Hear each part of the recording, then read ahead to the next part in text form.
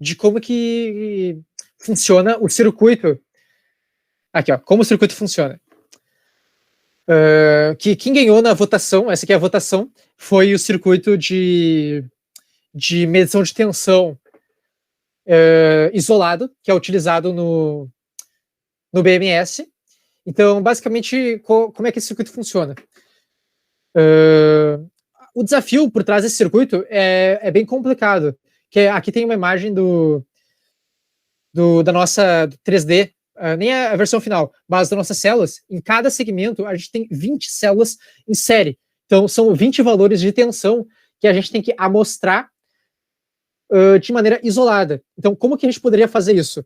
A solução típica é utilizar algum CI pronto, como esse da Linear Technologies, que cumpre essa função, mas a gente queria resolver esse problema de maneira discreta. Então, como que a gente vai fazer para transmitir de maneira isolada uma informação ou um dado? Porque a tensão de cada célula, ela é uma informação analógica. Como que a gente utiliza um optoacoplador para transmitir essa informação? Essa que é a pergunta.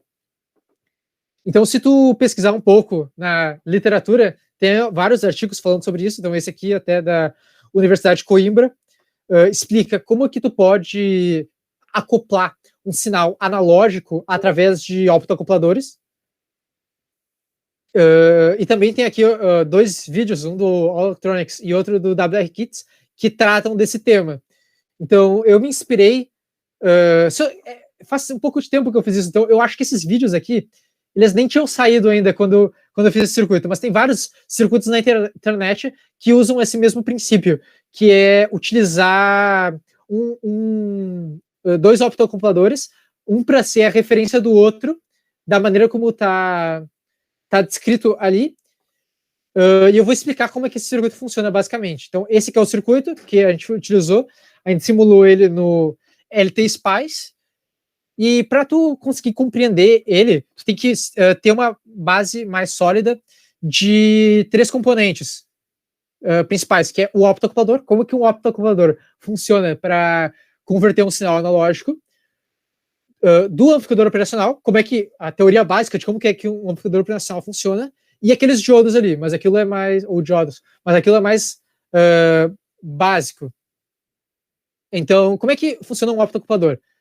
Esse trecho aqui é um trecho que eu tirei do livro The Art of Electronics.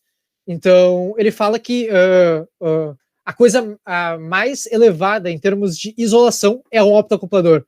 Eles são mais caros que outras soluções, mas eles garantem que bad stuff out, ou seja, se queimar uma coisa de um lado, ou se der algum problema da bateria, ou tu não quer interferir na bateria, na nossa bateria do carro, a melhor coisa que tu pode usar é um optoacoplador, porque não tem nenhuma conexão ômica, é só luz. Então não tem como as coisas darem errado. Tu utilizar um optoacoplador para fazer uma transferência digital é uma coisa trivial. Porque se tu ligar o LED, tu pode usar só um divisor de tensão e na saída tu tem um sinal de 0 ou 1. Mas no nosso caso a gente precisa fazer um circuito analógico. Então é um pouco mais elaborado, e tu precisa entender, ter uma certa teoria de como é que funcionam os optoacopladores. Então, a maneira mais fácil de tu interpretar isso é tu se basear num parâmetro que é o Current Transfer Ratio, que é, tu vai interpretar o optoacoplador como um dispositivo que transforma corrente em corrente. Ou seja, vamos supor que eu tenho uma corrente ultrapassando ou seja, ele é muito similar a um transistor bipolar de junção. É muito fácil tu fazer essa analogia. Eu tenho uma corrente passando pelo LED, todos os outros parâmetros estando estáticos, qual vai ser a corrente que vai estar no fototransistor? E ela vai ser uma constante entre aspas, é similar ao beta de um transistor bipolar. Ela é uma constante que ela muda com todos os parâmetros, temperatura, com o tempo, com a história do componente, ao que ele foi tratado. Então, aqui, essa é uma informação muito importante. Assim como o beta, ela varia muito de componente para componente. Então, tem ali um trecho da Wikipédia, que é o Bob Peace, que é um dos gurus de circuito analógico, ele dizia que numa mesma batch, uma fornada, digamos assim, de 4N28, que são um optocouplador, eles variavam muito em termos do current transfer deles, ou seja, de 15 a 100%. Então, quando eu pegar um optocouplador, ele não vai ser igual ao meu outro optocouplador. Eu não posso me basear nisso. Eles variam muito. Eu não posso garantir que eles tenham um ganho casado. Então, tenham isso em mente. O outro componente que tem que meio que saber como é que funciona é um diodo. Então, basicamente,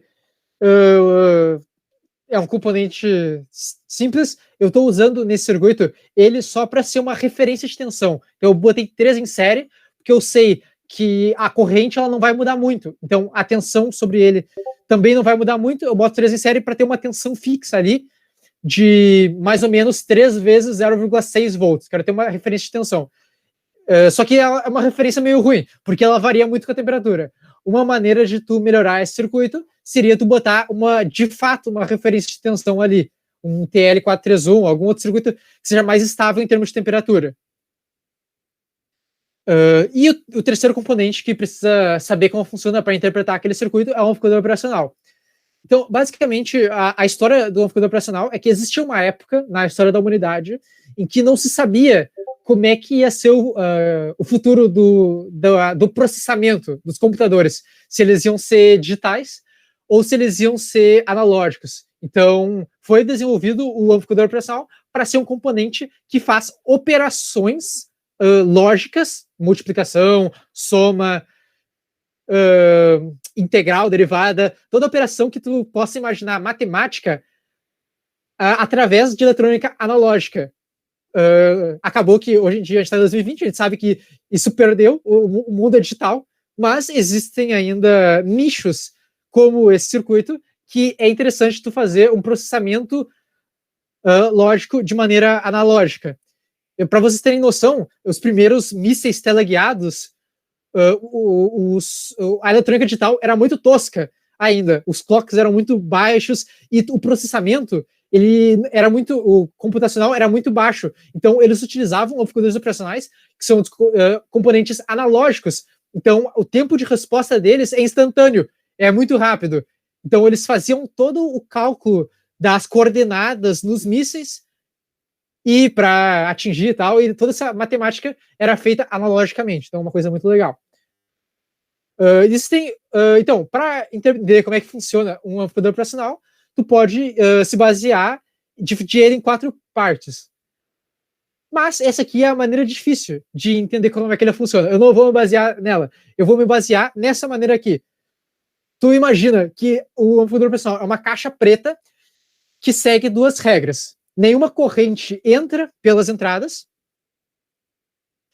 Ele tenta fazer com que a entrada inversora e não inversora, ou mais ou menos, fique sempre estável, sempre a mesma tensão, e tu assume que o ganho do amplificador operacional é muito grande, é praticamente infinito.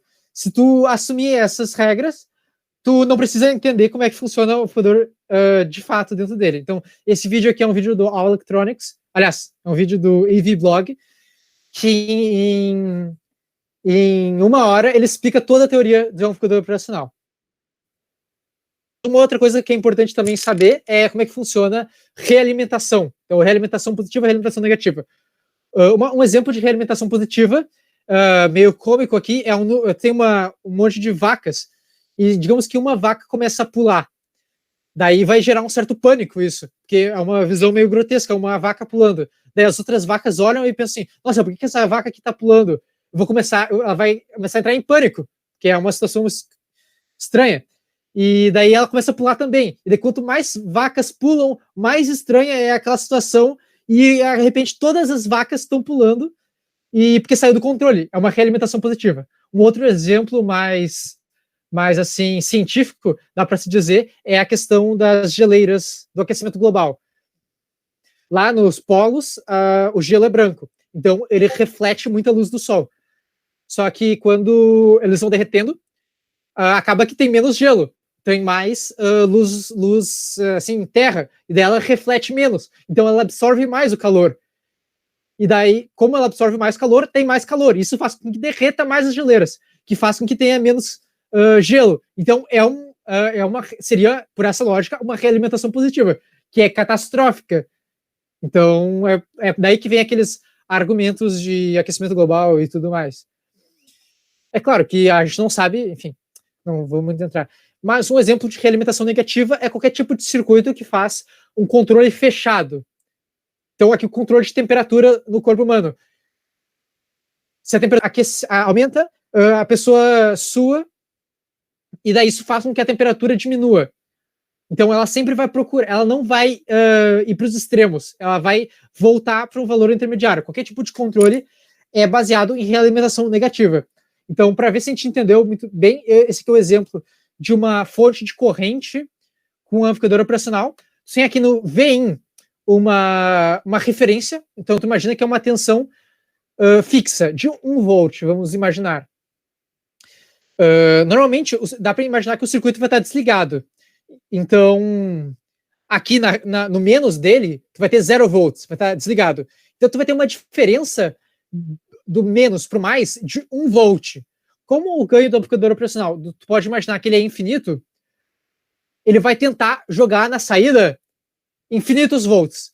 Só que isso não vai destruir o universo, porque ele vai saturar na alimentação máxima dele. Então, digamos que ele seja alimentado com 12 volts, ele vai botar na saída dele 12 volts.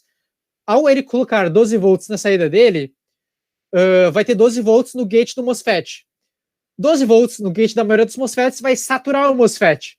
Então, dá para imaginar que o MOSFET vai se comportar como um curto.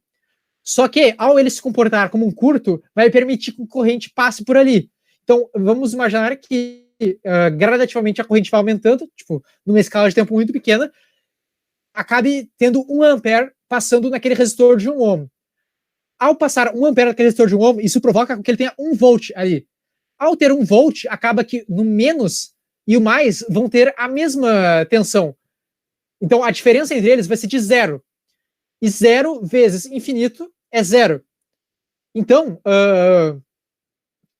a saída do amplificador operacional não vai ter saída nenhuma. Ele vai estar indo para o GND. Isso vai fazer com que o gate do amplificador operacional vá para 0. Isso, por sinal, vai diminuir a corrente. Passando ali. Só que diminuir a corrente vai diminuir a tensão, que vai fazer com que aumente. Então, é um loop de feedback negativo que tende a estabilizar, ele vai obter uma homeostase em 1 ampere. Então, se montar esse circuito, ele vai ter uma fonte de corrente exatamente de 1 ampere ali, que o circuito vai ficar estável. Então, uma analogia meio que medieval para entender como que o nosso circuito funciona é que, digamos que eu tenha um reino ômega maiúsculo e o reino ômega minúsculo, que os dois reis querem ver qual que tem a coroa de ouro mais pesada, com mais ouro. Só que eles não podem mandar, eles são distantes, tem um num lado, outro do mundo. E eles não podem mandar, de fato, a coroa. O que eles fazem? Eles, nessa minha analogia, eles pegam e pesam. Vamos assumindo que a balança ela tem que ser exatamente igual nos dois, para esse exemplo funcionar. Nesse caso, então, isso vai ser importante no futuro. Ele pesa, um rei pesa a coroa dele em alguma coisa comum, por exemplo, um monte de clips. Ele pega esse monte de clips, que equivale ao peso do outro, e leva mecanicamente para o outro reino, e daí ele pesa esse monte de clips baseado com a coroa do outro. Então ele vai ser qual que é mais pesada que qual, sem comparar diretamente as duas coroas. Então eu vou agora rodar essa simulação aqui no LT Spice, que eu tenho aqui baixado, para entender como o circuito funciona. Run. Daí ele vai rodar aqui no meu computador. Como eu estou simulando várias temperaturas, ele fica assim. Então,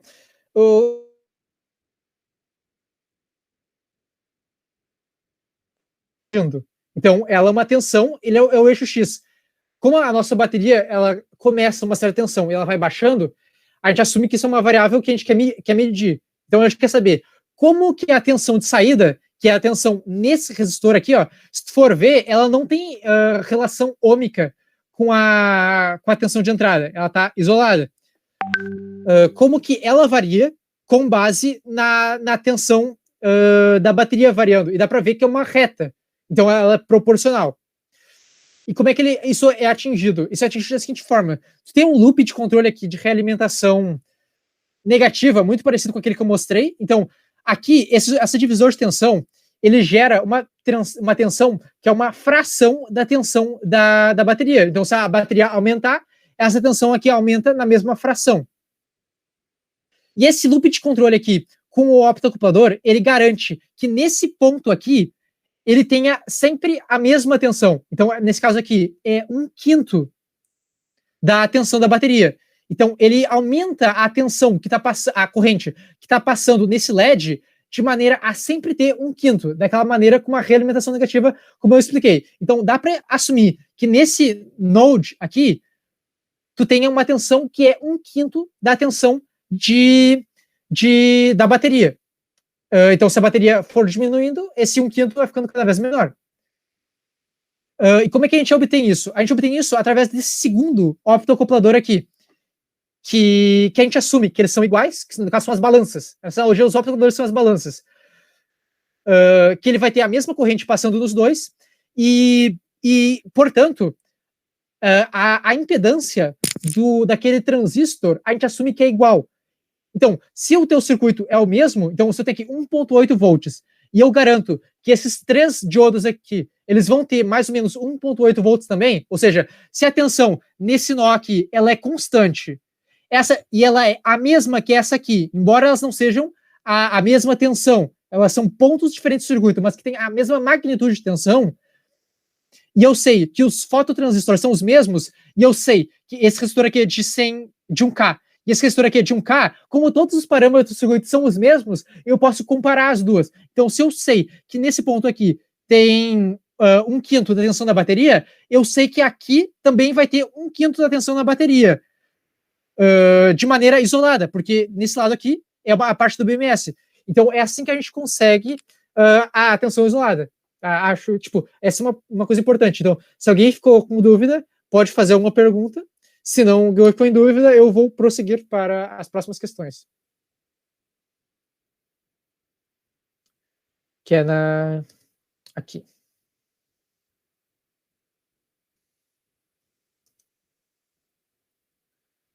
Só que na prática, eu botei aqui uma imagem do Electroboom. Na prática, o circuito não funcionou assim como na simulação, porque eu testei isso. E ele teve um erro, que era basicamente um erro de offset. Então, vamos imaginar que a gente está aqui. Nesse node aqui do circuito, realmente tinha 1/5 da tensão na bateria. Mas nesse outro aqui, não tinha exatamente 1/5. Tinha, por exemplo, 1/6. Mas se eu trocasse os optoacopladores por outro optoacoplador, do mesmo part number, mas que for de outro modelo, ele passa para 1/4 ou 1/2. E no caso do BMS, isso era inviável, porque como a gente vai fazer um circuito em escala com 20, no caso são 5 vezes 20, a gente não podia ter essa variância. Isso se deve àquela característica que eu mostrei, que eles variam muito de componente para componente, pelas características do semicondutor. Então, essa é uma limitação. Acabou que se eu pegasse um monte de optoacopladores e eu ficava trocando, eu conseguia chegar, eventualmente, por sorte, a optoacopladores que, entre aspas, casavam, ou seja, que eles tinham as mesmas ou características muito próximas. Então, eles ficavam 1/5 aqui, ficava aproximadamente igual a 1/5 ali. Mas, para fazer uma produção em escala, a gente não pode fazer assim, a gente não pode depender disso. Então, como que a gente resolve essa situação? É uma dúvida, né? É um problema prático. E isso a gente pode ver naquele vídeo do All Electronics. Eles montaram esse circuito na prática e eles tiveram esse mesmo problema. Por isso que eles têm que botar aquele trimpote, porque o trimpote serve para ajustar isso. Só que eu achava uma solução muito ruim, tu ter, no nosso caso, 20 vezes 5, 100 circuitos de medição de tensão, tu tem que ajustar todos manualmente. Então, eu queria achar uma solução alternativa. E como é que seria essa solução alternativa? Essa imagem que eu estou mostrando aqui é um GIF do filme, que é aquele Lord of War, que é o Senhor das Armas, que ele passa a fabricação de uma bala, todo o processo de fabricação de uma bala. De certa forma, no nosso caso, também dá para fazer essa analogia. Todo o processo de fabricação daquele optoacoplador. Em qual dia que o optoacoplador foi feito? Por que ele passou? Como é que ele chegou? Qual era a temperatura no dia da câmera de wafer, a umidade do ar? Porque todas essas características interferem no casamento, naquele beta dele. Então, a maneira como a gente poderia resolver esse problema é se a gente conseguisse 2 optos que foram produzidos no mesmo dia, no mesma batch, né, na mesma fornada, foram importados pela mesma pessoa, eles passaram por todas as condições climáticas, desde o momento que eles foram produzidos até o momento que eles vão entrar no nosso circuito. Como que a gente pode obter isso, tendo em vista um circuito com optocoplador? E daí, a solução foi meio que um insight que eu tive, utilizar esse tipo aqui de optocopladores, que eles são optocopladores, que eles são 4 canais por CI. Então, aquele CI, o semicondutor dele foi feito no mesmo dia, porque ele é o mesmo CI, entendeu? Ele é o mesmo componente. Então, ele passou pelas mesmas pressões ambientais, temperatura, ele sofreu todas as condições climáticas iguais. Então, a gente tem uma tendência a achar que esses 4 optos aí, eles vão ter as mesmas características. É intuitivo isso. Então, de fato, eu montei no circuito utilizando esse componente aí e o circuito funcionou praticamente igual a como era no simulador. Ele tinha um quarto aqui, um quinto nesse ponto, ele tinha exatamente um quinto aqui, porque as características do semicondutor dos 2 optos eram iguais. E essa era a diferença da simulação para a prática, porque a simulação ela considera um modelo SPICE do semicondutor, que esse modelo aqui que eu tô do W1, ele é exatamente igual ao W3, ao U3. Então por isso que ele não fazia diferença. E na prática, os semicondutores, eles têm características diferentes, por menor que seja. Então por isso que causava diferença. Então acho que com isso dá para entender bem como é que o circuito funciona. E dá para prosseguir para o KiCad em si.